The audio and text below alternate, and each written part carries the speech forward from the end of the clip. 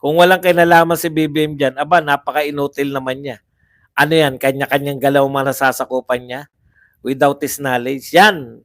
Akala ni si Claire, akala niya nililigtas niya si BBM, hindi.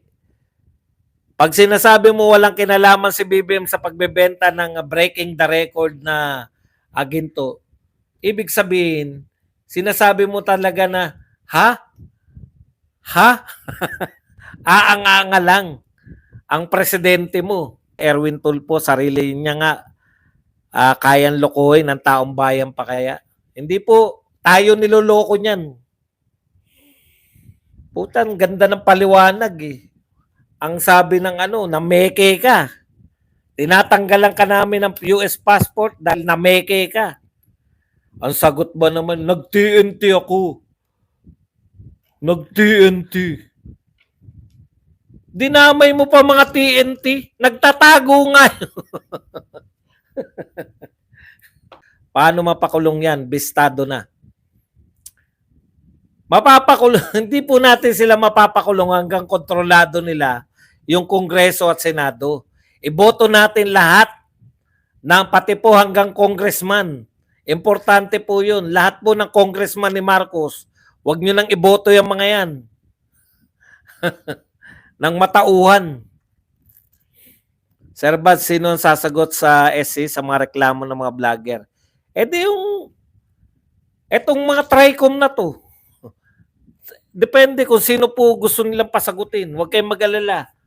Maglalabas din yan. Ngayon po, kahapon, naglabas na po yung Supreme Court. Within 10 days, dapat sumagot yung Congress sa petisyon ni BP Sara. Oh. Ang dami, no? Petisyon pa ni BP Sara. Hindi, kalimutan pa natin. Pinasasagot pa rin sila. Gising na gising po ang Supreme Court dahil kay Bangag. Na-appreciate ko ng todo ang Associate Justice. They deserve respect. Alam niyo po, yung mga justice ng Supreme Court, mga bright na tao po yan. Alam po nila na yung posisyon nila, pinaghirapan nila. Hindi naman sila napunta diyan. Ang may final say lang po yung Pangulo. Pero bago po sila maging kandidato man lang, mahaba na pong eksperyensya yung pinagdaanan ng mga yan. Kaya hindi po basta-basta maging justice ng Supreme Court. Di naman sa Davao yung Davao del Norte, di yung Davao City. Kita nyo, minamali nyo po yung mga tao.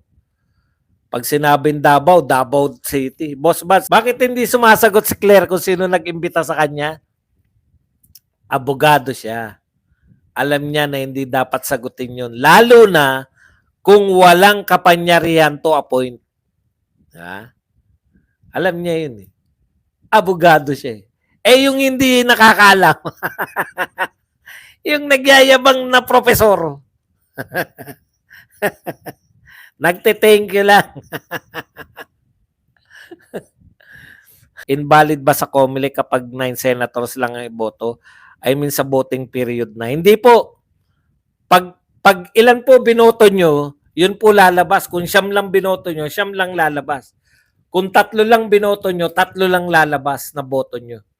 Hindi po yan yung sinasabi ng iba na, may invalid ang boto ko, dapat 12. Yung mga nagsasabi po niyan, may gusto sila ipasok.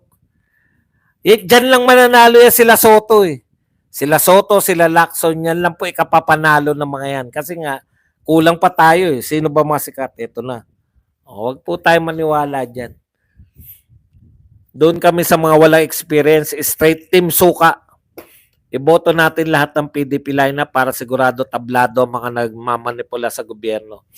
Si Claire 2 araw pa lang stress na Ano role o papel ng Supreme Court kung hindi mapakulong sila? Ang role po ng Supreme Court, taga-deklara po siya. Ang nilalatag po sa kanila kung illegal o legal ba yun, no? Yung malakihan po yan eh. Legal ba o hindi legal yung paglilipat? Kung sinabi po ng Supreme Court na hindi legal, ibalik ninyo. Paano pag nagastos na? Diyan tayo may problema. Hindi nyo pwede sabihin na gastos na eh. Utot nyo. Straight PDP laban. Both straight. Hindi po sila, ngayon, pagkatapos po niyan, pwede na silang kasuhan ng totoong kaso. Ang inuuna lang po ng mga to, para po hindi na matuloy, di ba? Kasi naawat lang muna natin yung pagkuha ng pera ng PhilHealth eh. Pero pwede na po silang kasuhan dahil illegal yung ginawa mo, Recto, BBM, lahat yan eh. Kaya nga, sabi naman sa inyo, ayaw na nila makabalik yung mga Duterte kasi mauulitan lang talaga sila na nangyari sa pamilya nila. Walang katapusan na ano.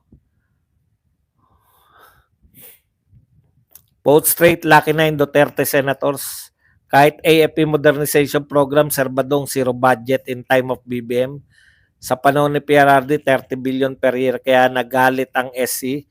Bakit walang budget na may dapat budget yan until 2028? Kasi low yan. Si Luistro pala sinasabi ni Sara na may utang na milyones. Ayaw magbayad. Si Luistro, ano? Si Jervil? Antindi mo, Jervil. Hindi ko alam yan, ha? Kala ko taga Visayas, eh. Sa party list lang Visayas o Mindanao, eh. Baka naman chismis lang yan, Krisam. Sa party list lang ma-invalid kung mahigit isang iboboto mo. Opo, party list po, isa lang dapat. Pag tatlo binoto mo sa party list, invalid na yung boto mo.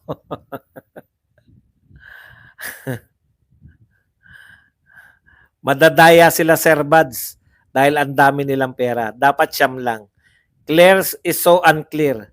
Sir Buds, hayop ba yung nag-imbita? Walang hiya kayo. Ground for impeachment po ba yung PhilHealth issue? Pag sinabi po na unconstitutional, lahat po yan ground for impeachment. Unconstitutional yung ginawa mo. Tsaka before pa itong mga issue na to, sabi na ni BP Sara, meron siyang 4 na grounds for impeachment kay BBM. Kaya lang, syempre, tatimingan mo. Wala kang kakamping congressman.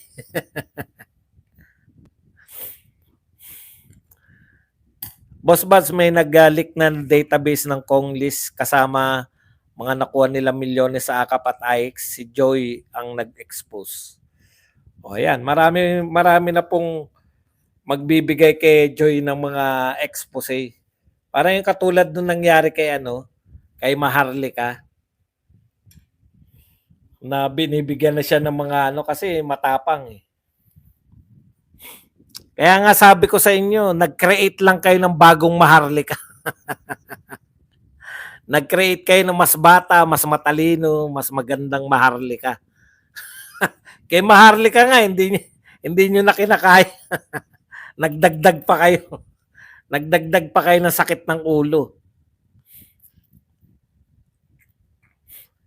Kaya Supreme Court nagko-question para hindi sila makapagpalusot na hindi illegal ang ginawa nila. Supreme Court lang po kasi yung may kapangyarihan na magsabi kung legal o illegal. Pwede ba yung isaoli nila yung pera at pwedeng kasuhan sila kung nagastos na nila yung pera? Maski po isoli nila yung pera, pwede po silang kasuhan. Unconstitutional yung ginawa nyo eh. Boss, hindi kaya masyadong mahirap yung tanong ng reporter kay Willie Rebillame, kaya pag binalik niya yung tanong sa reporter, hindi rin makasagot? Bakit po hindi nakakasagot? Unawain nyo po, iniinsulto siya ng reporter. Ang purpose ng reporter, ipahiya si Willie Rebillame. Kasi alam naman natin lahat na wala naman po siyang balak talagang gumawa ng batas. Meron lang po nagtulak sa kanya para tumakbo. Pamparami ng boto laban kay Sara Duterte. Alam nyo na yun. Yung ina-applyan niya. Alam niyo yung mga taong ganyan, pagka hindi po dapat talaga pambili ng siomai sa Hong Kong, boss. Yan. Thank you very much, Astrid, sa 10 Hong Kong dollars. Sa senador po ba siyang iboboto? Yung po bang tatlo natin pwede po lagyan ng X para di masulat? Paano mo lalagyan ng X eh? Yung sinasabi mo, Ton, noong araw pa yan, yung meron pang mga sinusulat pa. Saan ka maglalagay ng X? Wala namang X doon. Sinishade Tranquility Tune 7, sabi niya nung 2022, di naman niya kailangan ng politika para tumulong.